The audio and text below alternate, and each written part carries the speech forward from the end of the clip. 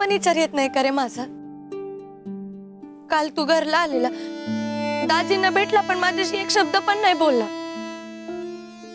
तुझ्या मनात एकदा पण विचार नाही आला की मला कसं वाटलं असेल? माझं सोड, दाजींना कसं वाटलं असेल? आम्ही असं का वागतो ना ह्याचा विचार तुम्ही करा आता वहिनी साहेब, बरं पडेल. वेळ कमी आपल्याकडं, उगा लांबड लावू नका, मुद्द्याचं बोला.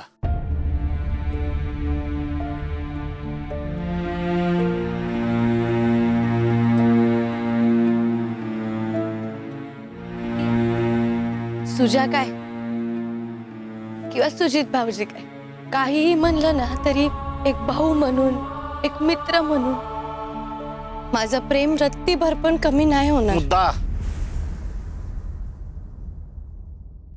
मुद्द्याचं बोला. आज सकाळी तुमच्या अपर्णा गजमुखराव मोरे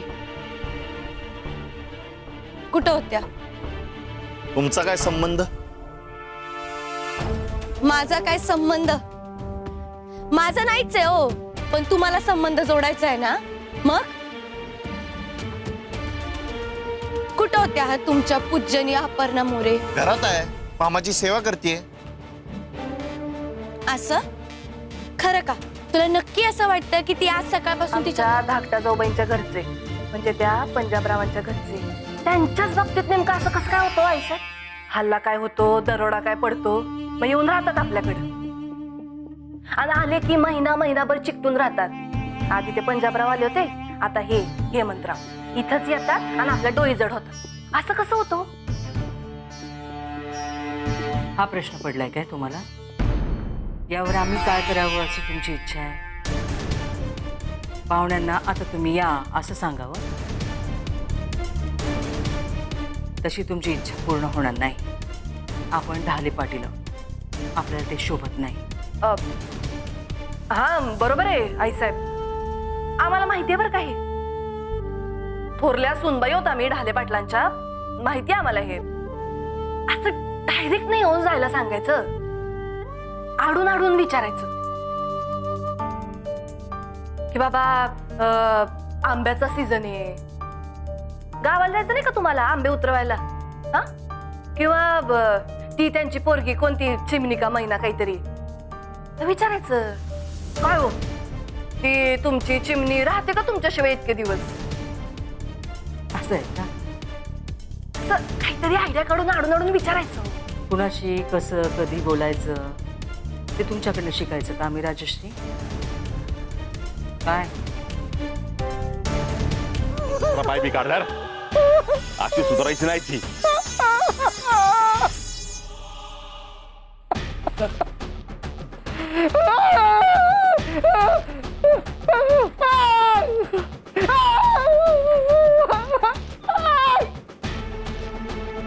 साहेब कशाला आलात?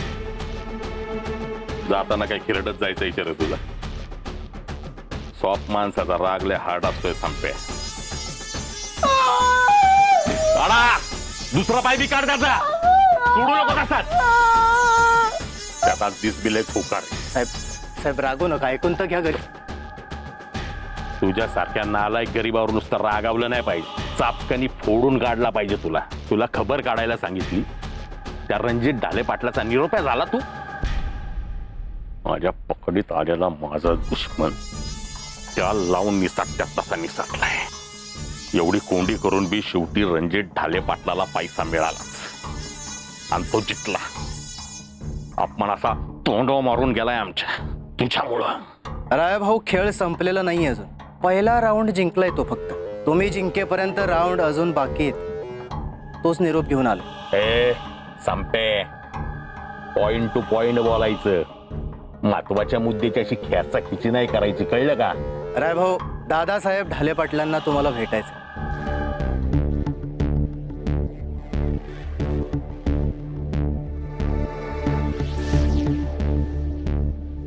दादासाहेब काय म्हणाले?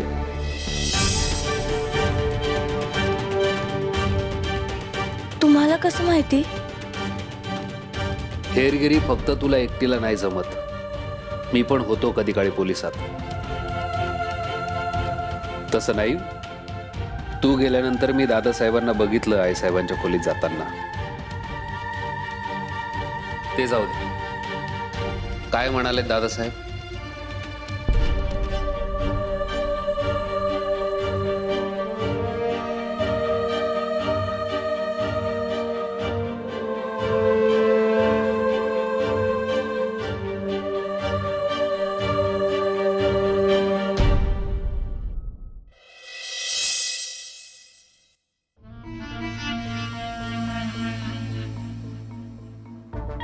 का म्हणले आई साहेब?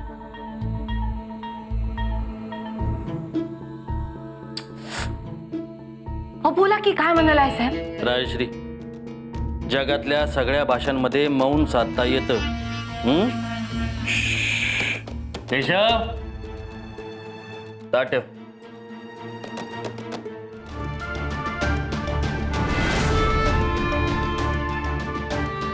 हां,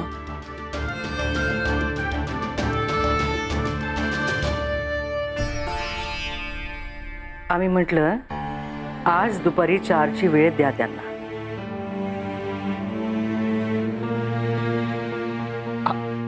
आज 4 वाजता चालेल चालेल. आई साहेब, मी जर गुड न्यूज घेऊन येतो त्यांना. हा. अरे नाश्ता करणार होतेस ना? अरे हा नाश्ता करणार होतो ना. जाऊ दे की मला. हा? आल्यावर तुला काय खायला करायचं ते घाल.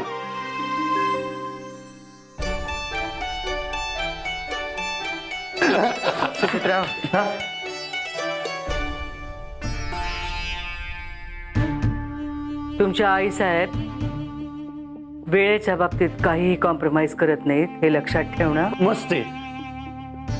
वेळे आधी आलं तर चालेल ना. अगं बाई,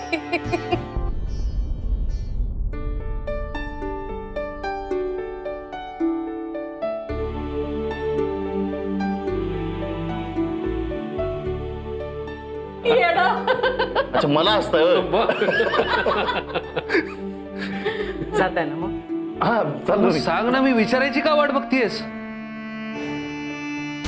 तिला तिच्या शाळेतल्या पोरांना घेऊन कुठल्या तरी ग्रामपंचायतीच्या सहलीसाठी जायचं होतं म्हणे. मग मग काय मग? आता एक माणूस एका यायला 2 ठिकाणी असू शकतोय.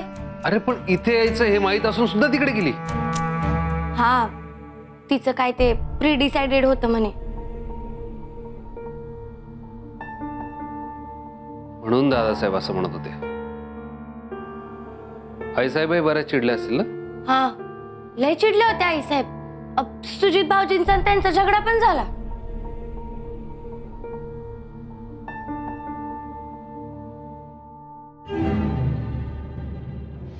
वा,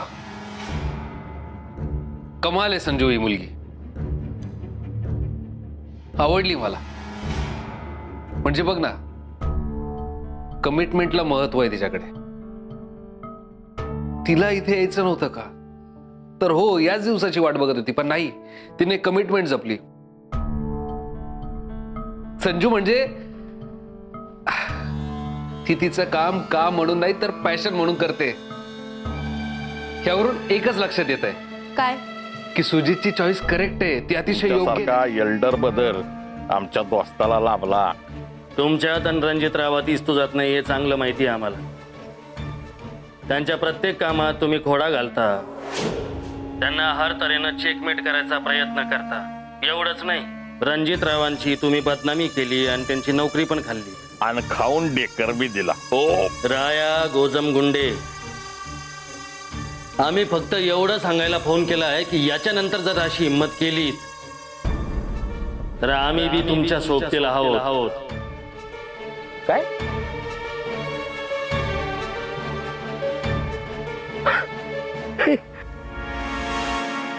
तुम्ही तुमच्या लहान भावाची ठासायला या सॉफ्ट माणसाबरोबर हार्ड कॉलिब्रेशन करणार?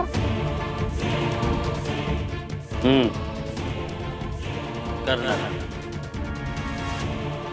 गुड, आम्हाला आनंद आहे, पण सोबत एक प्रश्न बी आहे. असं का? कसं आहे, माणसानं पिकलेले आंबे खावेत, कोळी मोजण्यात आंबे नासू नयेत. राया गोजमगुंडे, सोबत सॉफ्ट माणूस राहिलं की.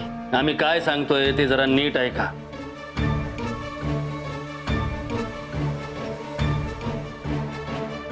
तुम्हाला रणजितरावांसोबत जी काही